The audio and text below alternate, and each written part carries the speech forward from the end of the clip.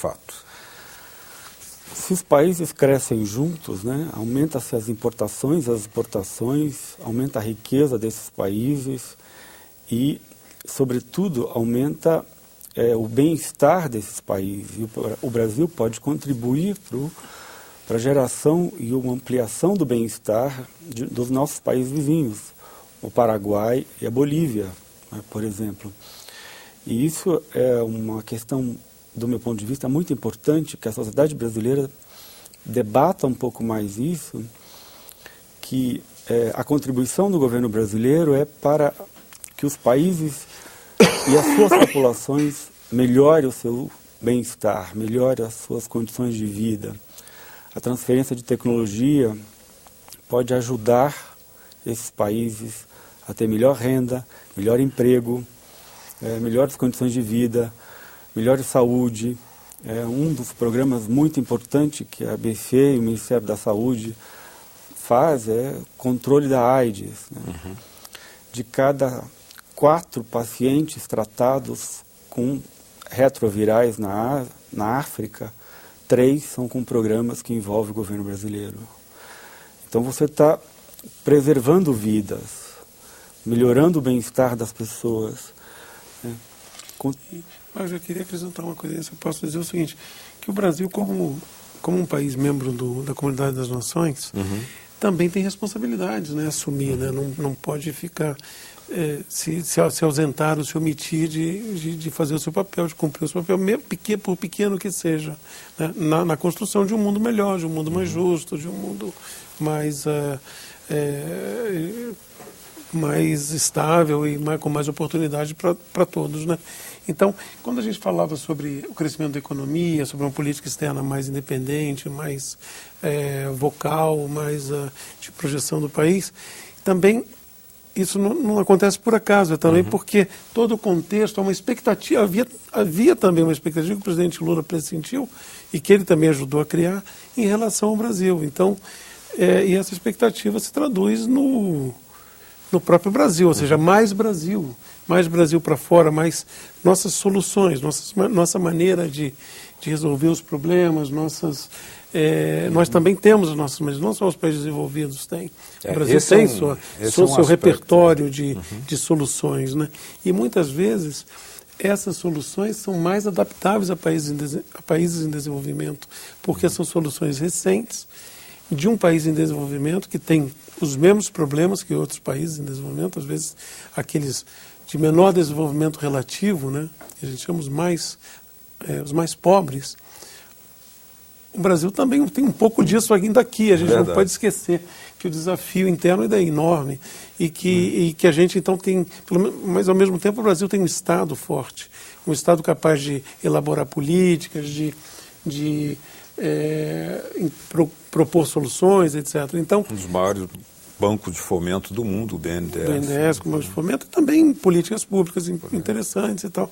Quer dizer, então, tudo isso é um repertório de soluções que a gente pode oferecer a outros países. Mas e quando alguém, e há interesse por essas na contramão, argumenta do seguinte aspecto. Poxa, mas o Brasil ainda está longe de alcançar as metas dos objetivos básicos do milênio. Né? Está prevista lá para 2015, 2016, por aí, apesar do esforço já feito de arrancar uma massa de milhões de seres da miséria absoluta, que é um fato inegável no Brasil. Apesar disso, o Brasil se sente em condições de ampliar a sua ajuda internacional, cooperação internacional, no entanto, estando muito abaixo, porque pelo panorama internacional, são poucas nações desenvolvidas, inclusive, que estão acima da ajuda padrão. Suécia, Noruega, Finlândia, que ajudam acima daquele padrão internacional. Mas o Brasil, com as suas demandas internas, já faz isso. Como é que isso se nesse projeto?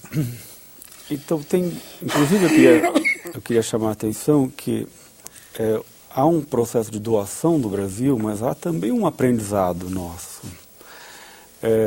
Pense o seguinte, há já uma discussão na comunidade de relações internacionais, na comunidade de cientista político, que não dá para pensar a intervenção do governo brasileiro ali no Morro do Alemão, nas favelas do Rio de Janeiro, sem pensar o Haiti.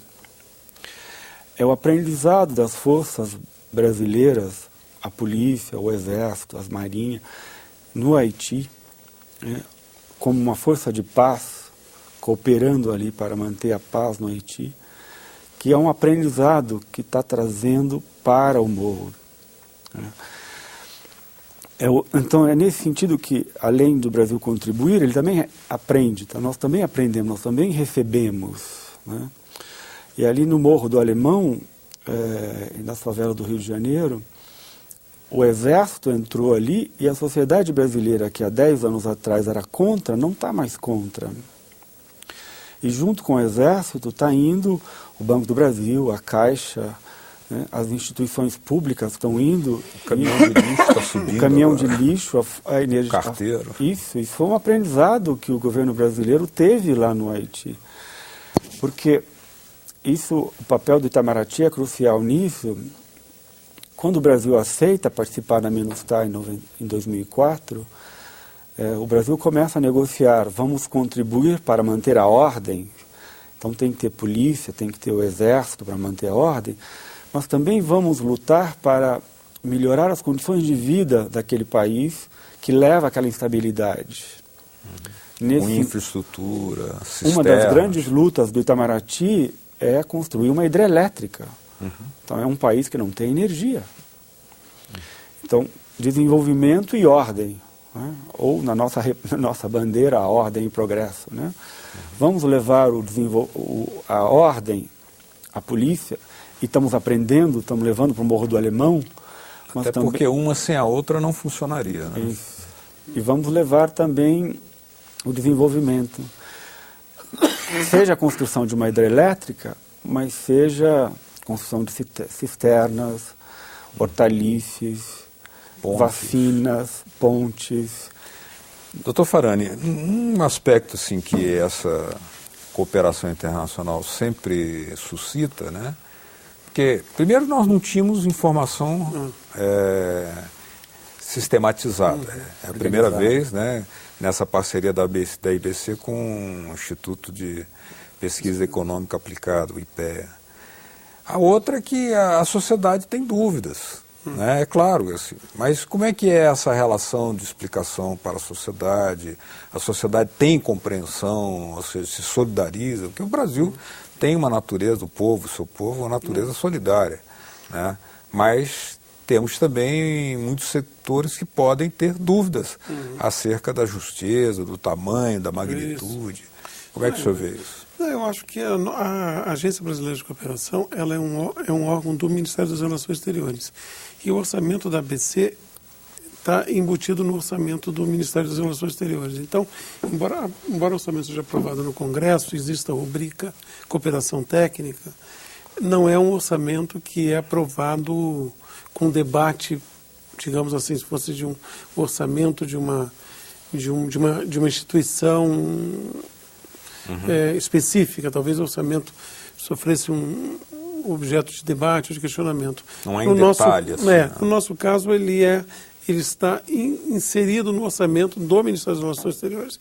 Então, na verdade, não há um debate sobre a aplicação desses recursos pelo Brasil no exterior por parte da opinião pública ou da sociedade. Ainda não há, mas vai haver no futuro. Nossos recursos ainda são muito pequenos, a gente aplica muito pouco, como foi citado na publicação. Toda a cooperação brasileira para o desenvolvimento, a cooperação técnica, ajuda humanitária, contribuição para os órgãos das Nações Unidas, os bancos regionais. Bancos regionais e educação, bolsas de estudos para estrangeiros, que somou 2,9 bilhões de 2005 a 2009, que é um número expressivo, quase 3 bilhões de reais. Mas ainda é, como você bem notou, um número muito inferior a outros países em desenvolvimento, Turquia, Índia, China. Aplicam muito mais do que o Brasil. Polônia aplica muito mais do que o Brasil. Então, e esse total equivale a 0,02% do PIB. o número aprovado, padrão aprovado nas Nações Unidas, para que todos os países destinassem parte do seu PIB para a cooperação técnica, ou seja, para o desenvolvimento da comunidade dos países, o número ideal que foi acordado é de 0,7% do PIB. E nós estamos em 0,02%. Ou seja, nem estamos longe de 0,1%. Então, é muito pouco. É um número, é um trabalho, é um esforço do governo brasileiro. Isso representa o compromisso do governo brasileiro com a construção de um mundo melhor. Eu acho que o presidente Lula foi muito hábil, foi muito perspicaz ao perceber que o Brasil tinha que se lançar um pouco mais, tinha que ser mais atuante. Há uma expectativa no cenário internacional com relação ao Brasil, a participação do Brasil nesse diálogo internacional, que papel nós vamos ter. A questão é a dimensão. Que dimensão a gente vai chegar? Qual é? E isso passa, além da dimensão, também a eficácia, né? A eficácia da ajuda. Quer dizer, não adianta você chegar a um número X e esse número ser aplicado de forma ineficiente. Então, é uma cooperação muito variada e diversificada. Eu estive lendo o relatório, né? Por exemplo, na área de educação, né? Um dos países que mais recebeu ajuda, além da Argentina, claro, que está aqui, o Timor-Leste. A formação de cursos de português, né?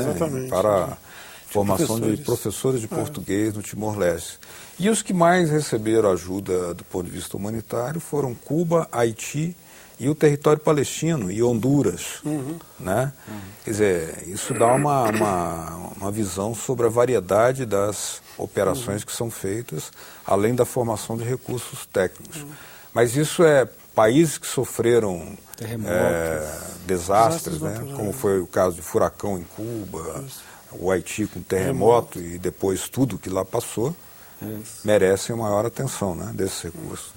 Isso, exatamente. Na ajuda internacional, o critério é muito países que sofreram catástrofes, que sofreram desastres por tempestades e também muita insegurança política, né, como você citou a Palestina, mas também tem alguns países da África, onde o Brasil tem apoiado também, que é a instabilidade política, né, guerras civis internas.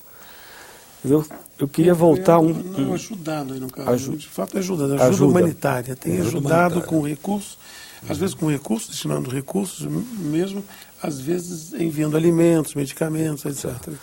Então, tem um esclarecimento que eu acho que é importante a gente fazer, que os dados mostram um número relativamente pequeno, né? Como a gente está discutindo aqui, 0,02% do PIB.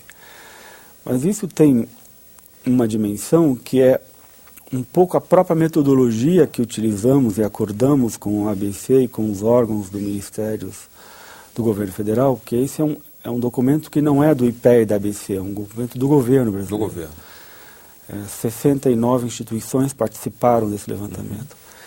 Se acordou que nesse primeiro esforço, iríamos levantar apenas recursos a fundo perdido.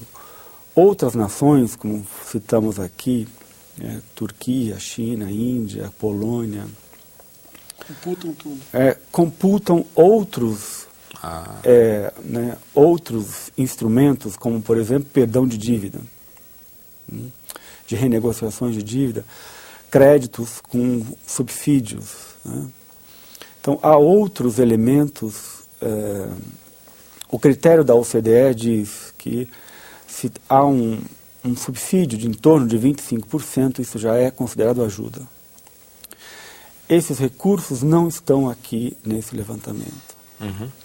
Então, talvez, se um dia conseguirmos levantar todos esses recursos, podermos chegar até um número um pouquinho maior, né, desse papel que o Brasil realmente tem assumido na comunidade internacional. Vamos aguardar o relatório de 2010. Em 2010 nós vamos incluir tudo isso. Agora, é curioso ver, por exemplo, a Polônia. Polônia destina mais recursos à ajuda internacional do que o Brasil. O PIB da Polônia deve ser, sei lá, um quinto, eu não sei qual é o PIB da Polônia, mas com certeza é muito, muito menor que o brasileiro. E eles destinam mais recursos do que o Brasil. Por quê? Porque estão inseridos num contexto internacional onde é necessário, né? Então só nos resta aguardar o relatório de 2010 e, por enquanto, queremos agradecer a presença aqui do Dr. Marco Farani, que é o diretor da ABC, Agência Brasileira de Cooperação. Muito obrigado. E Dr. Marcos Sintra, que é do Instituto de Pesquisa Econômica Aplicada, o IPEA, órgão ligado à Presidência da República. Obrigado a ambos. E a vocês de casa que nos acompanharam, muito obrigado também pela sua atenção. Caso queiram entrar em contato com a nossa produção, aí na tela está uma forma de fazê-lo. www.senado.gov.br/TV. Até o próximo Cidadania. Tchau.